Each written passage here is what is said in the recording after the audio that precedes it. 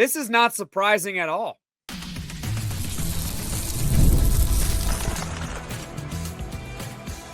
You are Locked On Syracuse, your daily podcast on the Syracuse Orange.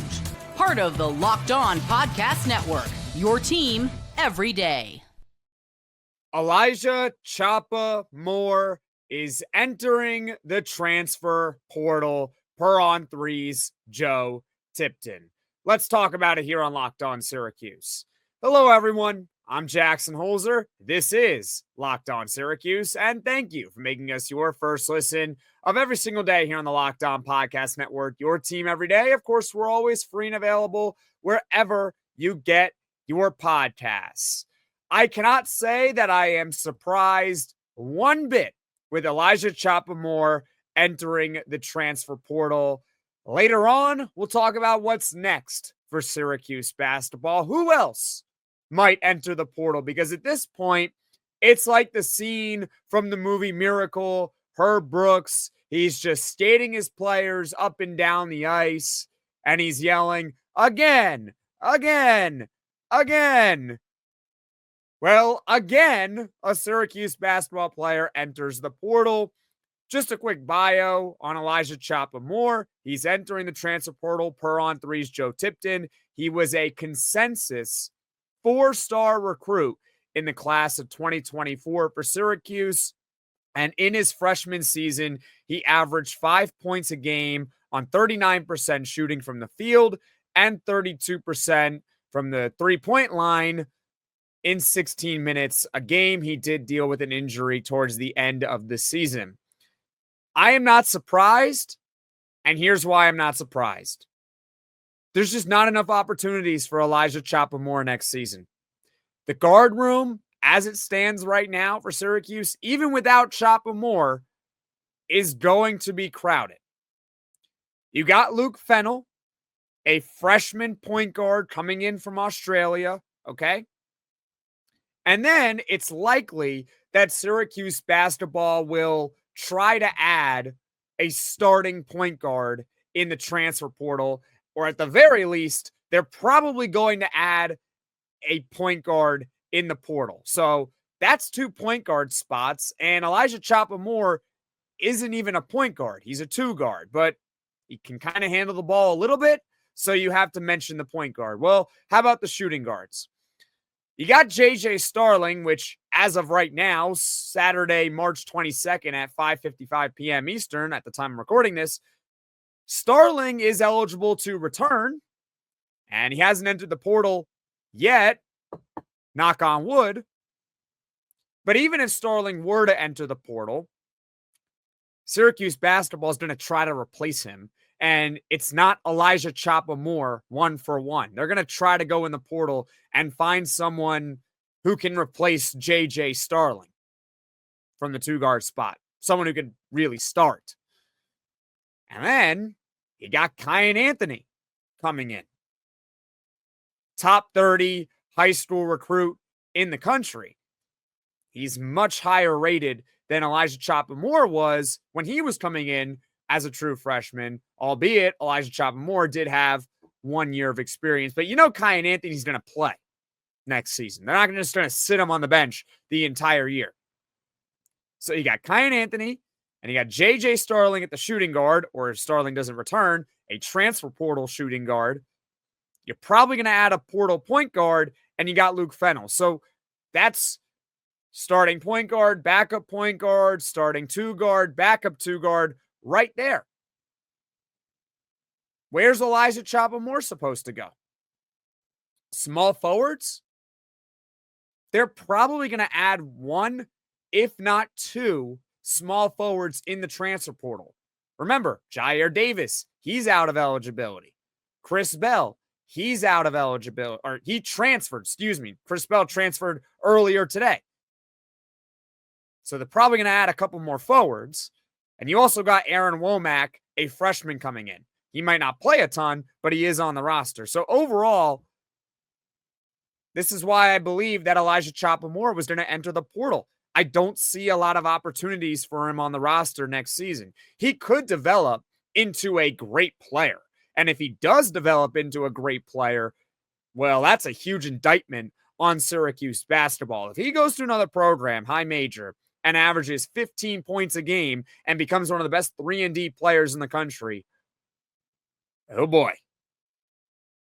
Oh boy. This isn't necessarily like Kadari Richmond, because Kadari Richmond was actually really good as a true freshman. He was a lot better than Elijah Choppa Moore, but it would kind of give that type of vibe.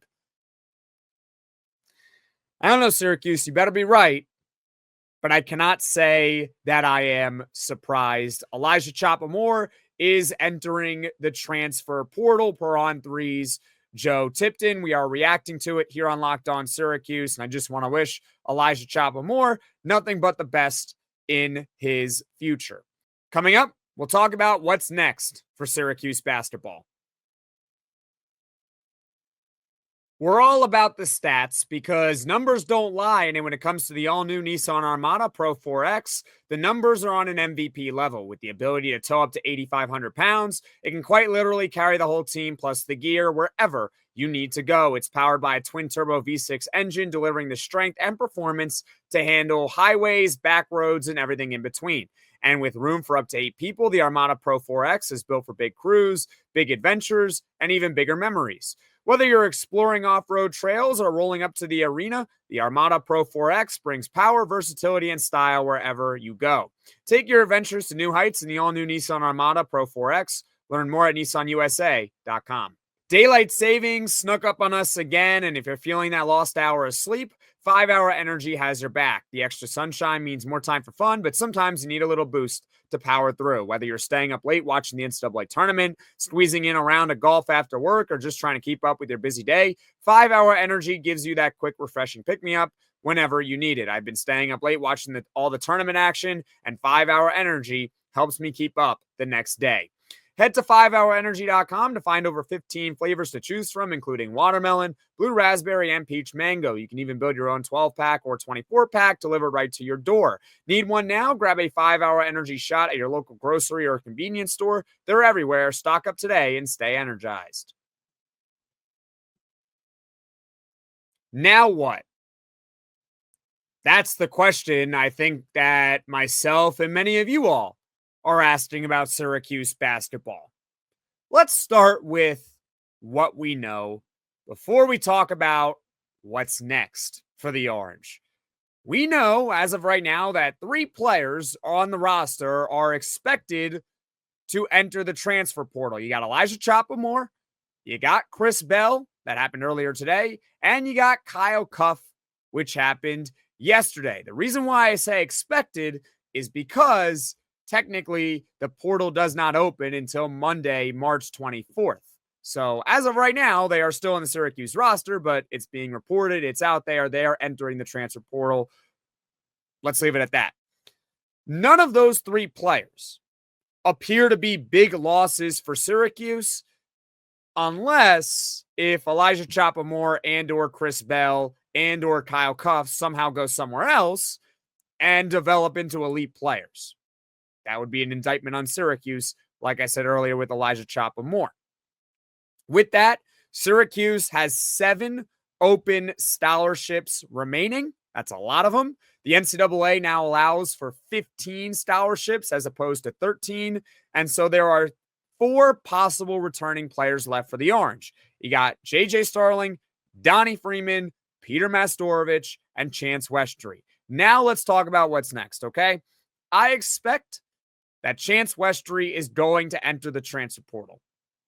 I expect that Peter Mastorovich is going to stay with Syracuse basketball. And to an extent, all hands on deck to keep Donnie Freeman and JJ Starling from leaving Syracuse in one capacity or another, whether it's the transfer portal or really the case Donnie Freeman going to the NBA draft.